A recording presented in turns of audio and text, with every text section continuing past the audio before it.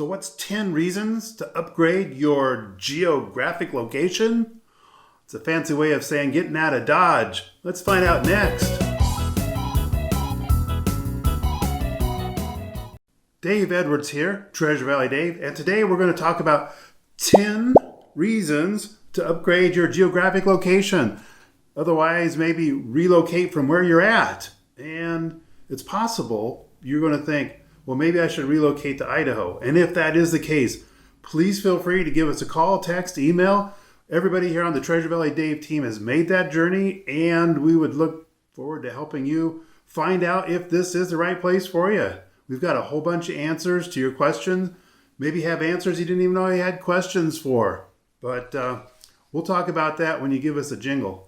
So with this video, please go ahead and subscribe to the channel, like this video, and share with somebody else that might need to see this as well. So let's get down to brass tacks here. Oh, taxes. Sorry, I didn't mean to offend anybody there. 10 reasons to upgrade your geographic location, starting now. Remote working. I'm looking at some questions and things that I've heard from the internet or from people that have been on our website or just around the water cooler. And we talked about remote working. So California residents, this lady sounds like she knows what she's talking about. She's in corporate recruiting and HR for 10 years. And she said California residents should be aware that companies that are still hiring remotely are also targeting individuals who don't live in California. Apparently, once you get up to that level, the higher tech, the corporate world, that they can pay you less if you're not working in California. And it seems like they get some pretty good results from that. This does not apply to retail or in-town local work that says several job openings advertised are not open to California candidates. She's saying that she has hiring managers who specifically request that their sourcing efforts stay out of California and New York. So, and this person made the comment that California applicants aren't what they used to be. He said that that after he left, they had to bring him back because the guy that replaced him wasn't any good. And the very same thing happened with his wife, except they went ahead and hired her for remote work because they moved to Idaho. Well, good for them. This person had the observation that, well, we're headed towards a depression, so there's that. And wow, not good news there. So there's reason one to relocate, because if you're even going to work remotely and you're not in California, then businesses, even if they're in California, will probably look at you more favorably. So Hiring bias against Californians. employers that are in your new location, let's say Idaho, Treasure Valley, and you're still someplace else, they don't look at you as favorably as an applicant because you're not here. This person made the observation that employers don't see a commitment until you relocate to the area.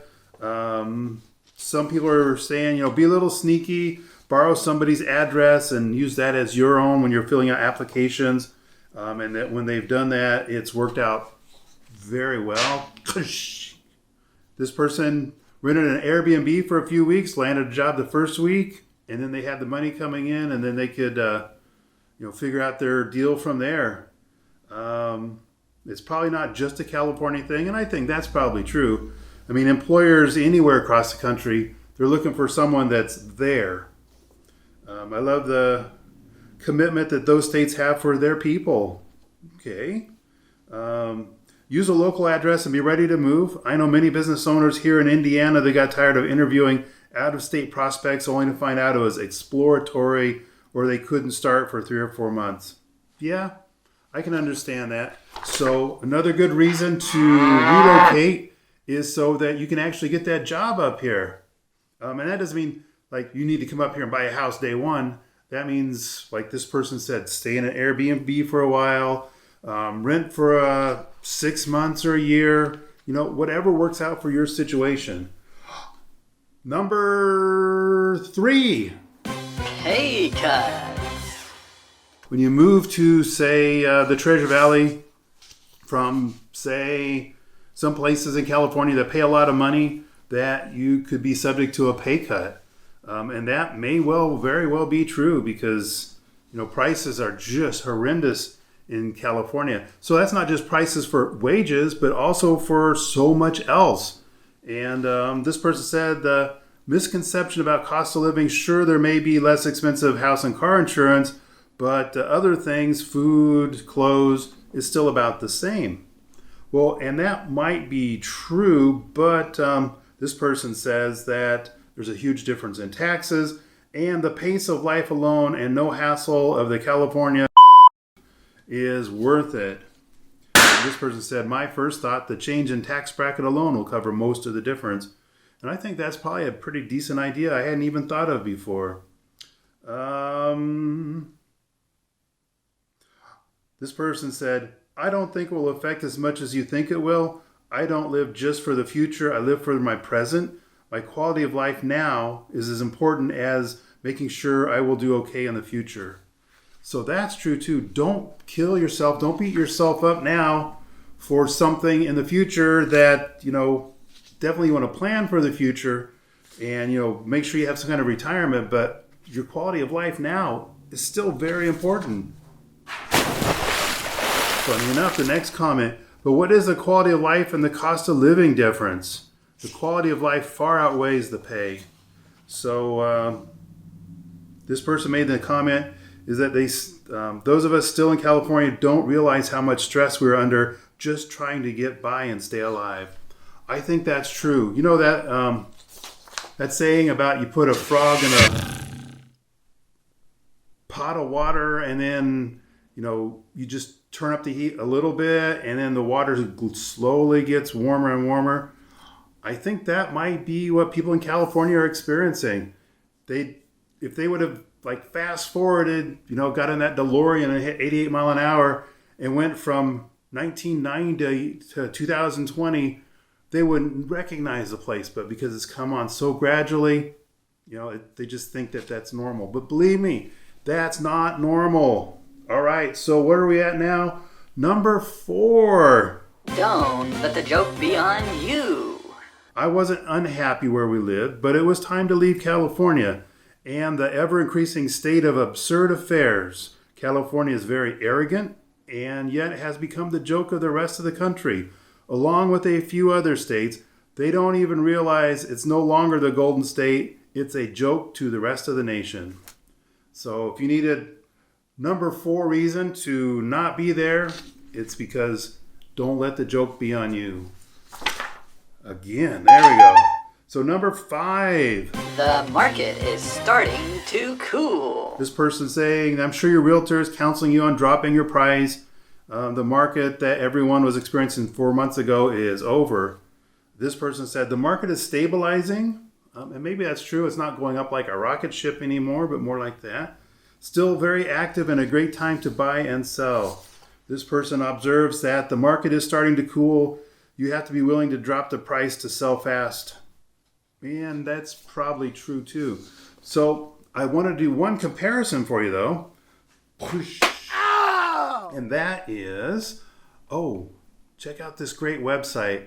We just upgraded it and it does a lot of cool things. It has a lot of very great resources for your relocation research. But anyway, what I want to get to is over here.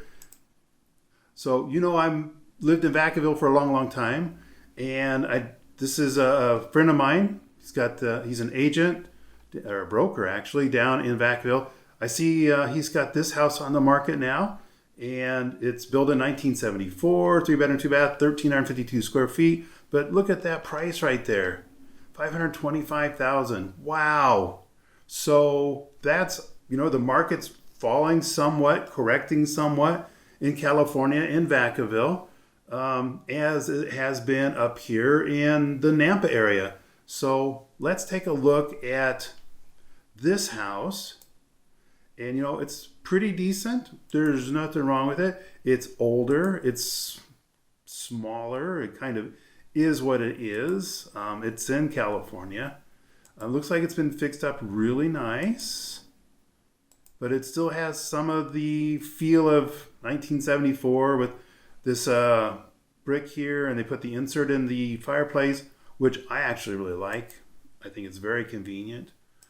They've got the upgraded pergo flooring, and and the ceilings don't look like they're quite 8 foot, so you might get a little claustrophobic in there. And here's the kitchen with the lowered ceiling, so you can have the fluorescent tubes in there. It's exactly what we had in our house. We didn't live very far from this house when we lived there. So, it's a nice enough house, easily move-in ready. Yeah, they do have a nice deck. The yard looks pretty decent. I like that big tree there. It is California, so I guess that's why some of the grass is dying. I guess they're not allowed to water your grass there. I mean, it seems kind of sad. So let's say, and how much was this one? $525. So the same house, almost exactly, up here in Nampa is going for $395. And it's very similar in many aspects. Looks like it might have been fixed up by the same people. It's got the same floor, the same new lights overhead.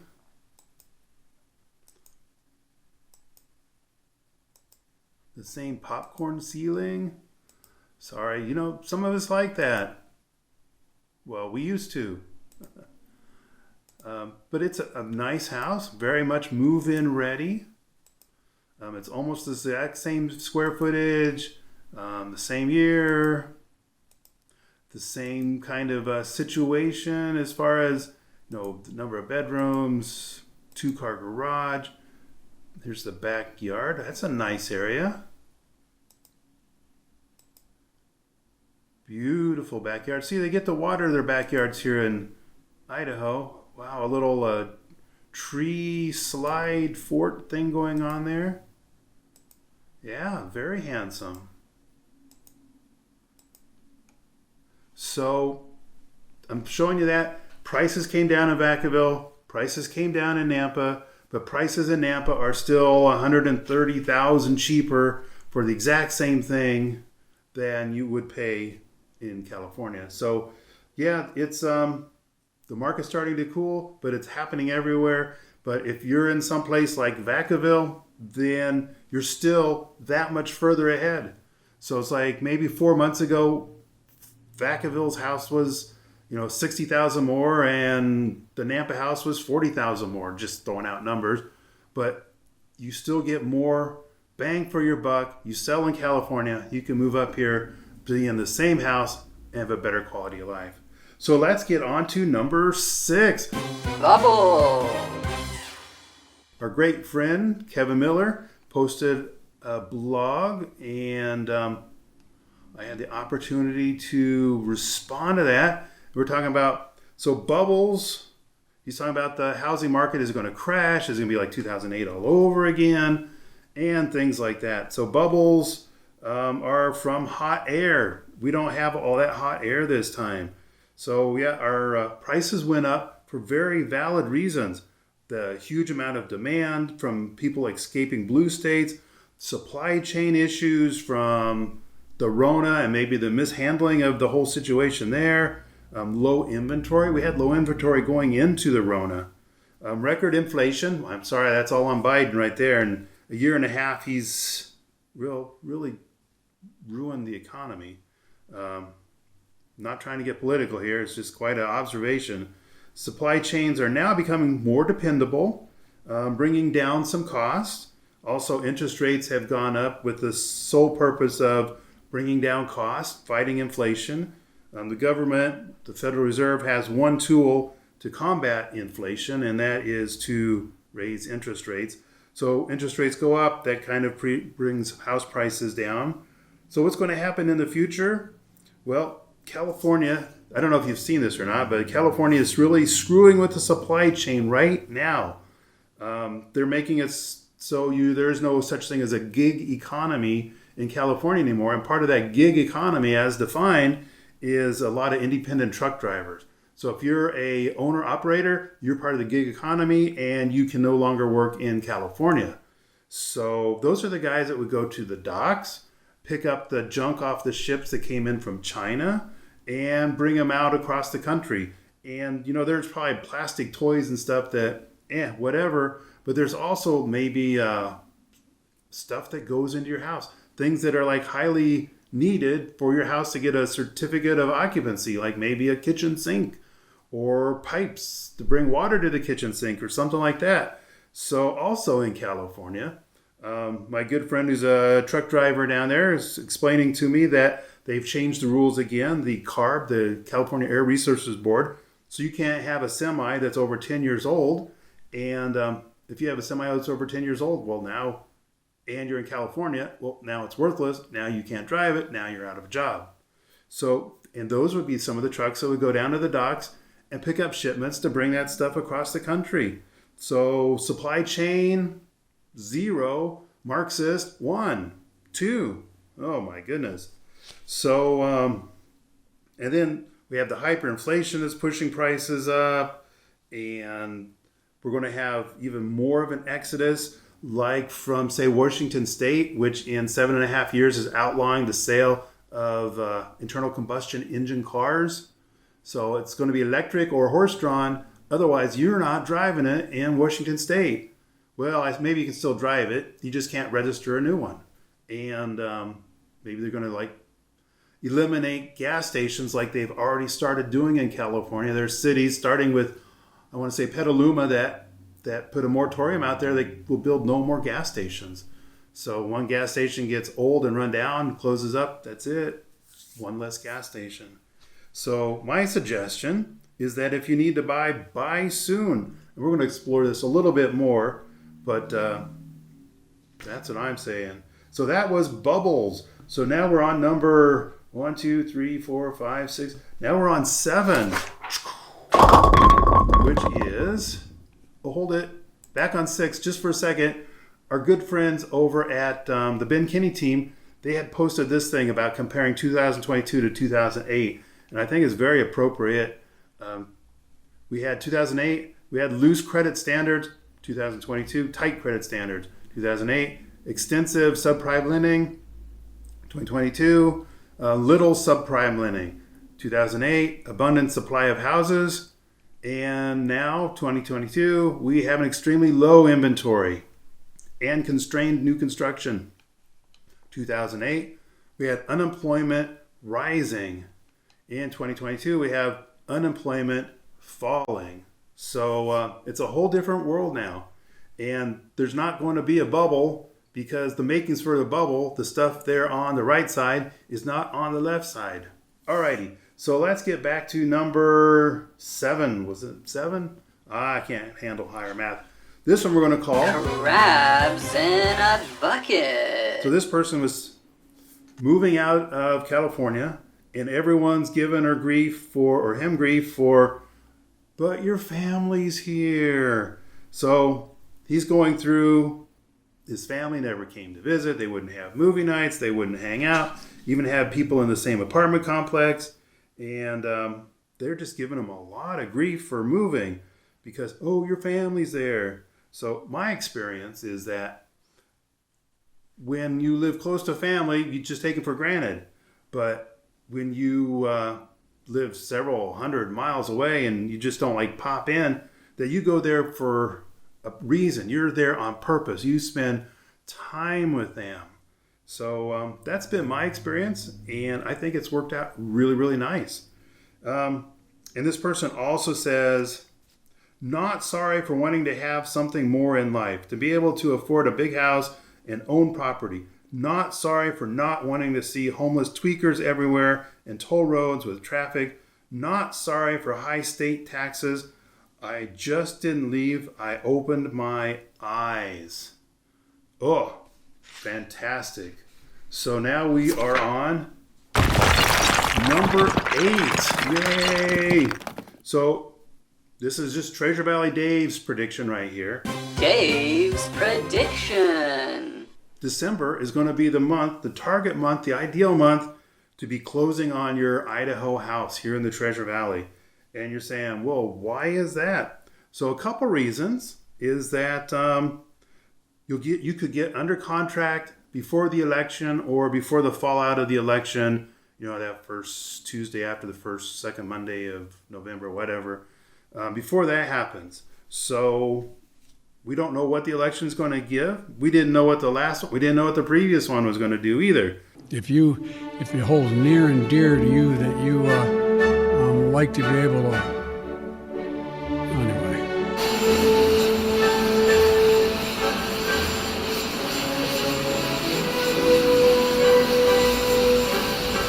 And to get hot, I got hairy legs that turn blonde in the sun. We choose truth over fact. I'm Joe Biden's husband, and I love kids jumping on my lap when they need to bring $1.9 trillion relief so far. So it's like you really can't count on an election for anything. But we could get you under contract before, let's say, Republicans don't get in and take control of either House of Congress, and then the Democrats are going to be hugely emboldened to ramp up their game. So I think right now, between here and the end of the year, the Democrats are going to probably, or till the election anyway, probably be moderating their tone as much as necessary so they have a better chance of winning in November. But then it's like after November, after Election Day, it's Katie bar the door. But you can get your contract accepted before then and get locked in. Also, looking at this chart, this is the seasonal low point for demand. So demand goes down, there's the law of supply and demand, then the prices are coming down. And you can see this blue line. This is the number of houses sold. And you can see every winter, the blue line kind of comes down here to the bottom. And it's been like that every year. And so it's like once we get closer to winter here, we could certainly expect, just like every other year, that demand's going to go down, so prices are going to go down. Another point is that the sooner you get in there, the sooner that you can start mitigating inflation. So if we have like 9.1% inflation last month. So in 10 months, that means your dollar is half as much. It's going to be, everything costs twice as much. And so if you can get locked in, so your payment will never change as far as your interest and your principal, that's locked in for 30 years, for instance. And quick story. So I had a family member that bought a house in the early 70s, and I think their payment was like $200 a month. So 12 years later, I bought my first house. We had all the Jimmy Carter inflation and the inflation into the early 80s. I bought my first house, 13.5% interest, and my payment was well over $1,000, which is a lot of money back then. And so just 12 years earlier, a family member had this house for $200, and they were happy to have a payment at $200. So there's probably a lot of people out there to be happy to have a payment at $1,000 right now, huh? So that's that inflation for you. So you can get in there before the inflation takes away all your savings. Next point is before the spring demand from frustrated voters. So spring, as we see in the graph, demand always starts to go back up. And we've seen this so many times. We had the recall election in California. It's like, you know what? We're just going to vote harder next time and get those rascals out of there. It never happens. The election, the day after election, and everyone starts going, oh my gosh, what happened? We thought we had it this time. And then they start to, go through those different stages of denial and acceptance. And then they say, you know what? We're going to vote with our feet. That's one vote that absolutely counts. So I can see that next spring we'll have probably more demand than normal. And more demand means more prices going up. And then prices are still somewhat stable. They went way up over the last year, and now they've come back down somewhat, and they'll probably continue to come down a little bit. They're going to stable off and just kind of go even for a while. So I think this is just Treasure Valley Dave's opinion here, that house prices are going to be pretty steady. The economy is going to be pretty steady until Election Day. And then if you can get under contract for election day, you're going to lock that in, and then you'll move in January, maybe late December. You could be in your new house for Christmas. That would be fantastic. All right, so let's go to number 9. And this one is Getting cheaper housing. This is a builder that's been in business for 40 years, and he's telling us what it's going to take to get cheaper housing, starter home level housing. And I think what he says makes a lot of sense. Well, let's just get through it and find out. So he's saying that entry-level housing is increasingly difficult to build.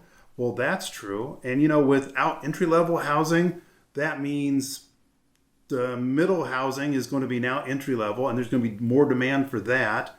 It's going to be harder for some people to get into it. Some people will just have to rent for a while, which makes rents go up. So it's just not a good situation at all. He says that the higher price levels for lumber and other building materials, supply chain bottlenecks, these are all contributed to these higher prices. Surging interest rates and excessive regulation, stringent building codes and excessive zoning and density requirements, and a lack of construction workers. These are all things that lead to higher costs for housing. Some of the solutions, he says, is going to require policymakers at all levels of government to make housing a top priority. Well, we do hear a lot of lip service from those people in the government, and it really never turns out to be anything other than sometimes it's a payoff to some of their cronies. But really, does it ever help anybody? Maybe you got like 5 people in specific situation categories. They check all the appropriate boxes. They voted for the right person last time. But for the most part, it has no effect whatsoever other than taking your tax money away. So let's see. Lumber, at the start of the pandemic, lumber prices, since the start of the pandemic, lumber prices are up about 75%. He said that the historic pre-pandemic average price was $343 per 1,000 board feet. And now it went up to $1,500 during COVID, and now it's around the $1,000 mark. So it's tripled and from the average. So it's like lumber cost a lot more. He says that adds another at least $14,000 to the cost of a house. And one thing that could help bring lumber prices down is the government could allow more production on federal property. So in 1990, there was more than 10 billion board feet harvested. I mean, it's trees, it's a crop, right? It just grows slow. Last year, it was 2 billion. So it's 1/5 less. No, 4/5 less. 4/5 from 10 billion to 2 billion. Supply and demand. There's no supply. There's more demand. Prices go through the roof. That's the government. That's solely on the government. That's not on anybody else. This guy is suggesting that Congress make more money available for vocational training instead of 4-year colleges. Anybody ever watch Mike Rowe? There's such a demand for people in the trades, and there's nothing wrong with that. This guy says that there's a shortage nationwide of 449,000 construction workers. Well, there's a lot of jobs right there, and those are good jobs. Then there's also the high cost of regulation, which can add, he says, nationally on average, another $93,870 or 24% of the average sale price of a house goes to government regulation. And then builders also face delays because of zoning and permitting processes. It could take years to get a permit. 10 years later. And Lord help you if you're in California and there was a water puddle on your land, or one of them red-legged frogs happened to be seen going by. To help builders produce entry-level housing in local communities, state and local officials must overturn inefficient zoning rules, lower impact fees and other upfront taxes associated with housing constructions, expedite approvals for affordable housing projects, ease density and growth restrictions, and allow a range of housing types, including multifamily. Will it happen? Has it happened yet? So there's that. So, all right, let's get on to number 10. And this one, I think you're going to find really exciting. But before we get to that, I just want to remind you, especially after you hear number 10, you're going to be saying, dang, what about California? And don't let me show that to you yet. Okay, hold on. If you think if you think Idaho might be the place, give us a call, text, email. Everybody here on the Treasure Valley Dave team looks forward to answering your questions and helping you out. And with this video, please go ahead and subscribe to the channel, like the video, and share it with somebody that needs to see it. Okay, number 10. This one is fantastic. Idaho becoming more red. So this is from State Representative Heather Scott, and she put this out just a day or so ago. And they had the Republican Party in Idaho had their convention about less than 2 weeks ago, and some tremendous things happened there.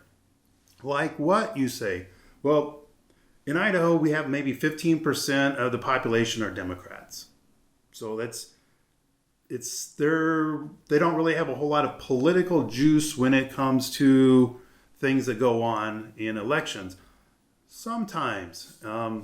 But so what we do have is the establishment Republicans and the Rhino Republicans, kind of all group those together. And then we have like the Patriot Conservative Republicans. And it's the establishment Rhinos that have been running the state for a long, long time. But the Patriots have been getting elected more and more to different offices. Well, and they all had their Republican convention, and they voted on some things, and they did some things. And let's just find out kind of what they found or what they happened there. They had an opportunity to replace the majority of Republican executive branch with elected officials who were not globalist. Yes, some were elected, but some of the highlights here, Kootenai County from up in North Idaho, they replaced every single moderate Republican incumbent with a liberty-minded replacement who are supportive of the Idaho Republican platform. So what are some of the things on that platform? One of the things that I don't think they talk about it here is that they've changed the rules. So in Idaho, we are a closed party primary. So in California, you can go, it doesn't matter if Republican, Democrat, you can go to a primary, you can vote for anybody. And so what happens there is like if there is some conservative person on the ballot, then all the Democrats, liberals, they can vote that person out. So they never even make it to the general election. So up here in Idaho, what they do different is Democrats re-register as Republicans for the primary. They go in and they vote for the most liberal Republican as possible because they know in the general election they're not going to get a Democrat in, except for like small little pockets like in Boise's North End or something. So that's how we get these globalists, these rhinos, these establishment types. A lot of Democrats come over, and the Democrats, they are, well, in these crypto Democrat Republicans, they're very good at getting out the voters. They are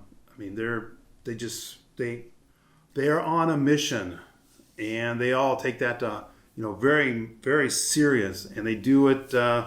It's like maybe conservatives saying, well, it's an Idaho state. I mean, Idaho's very conservative. I don't need to vote, so it's like blah blah blah.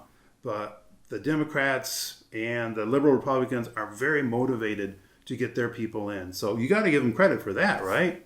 So what happened down here on the platform is they've changed the rules that you have to be a Republican or at least 23 months prior to the primary.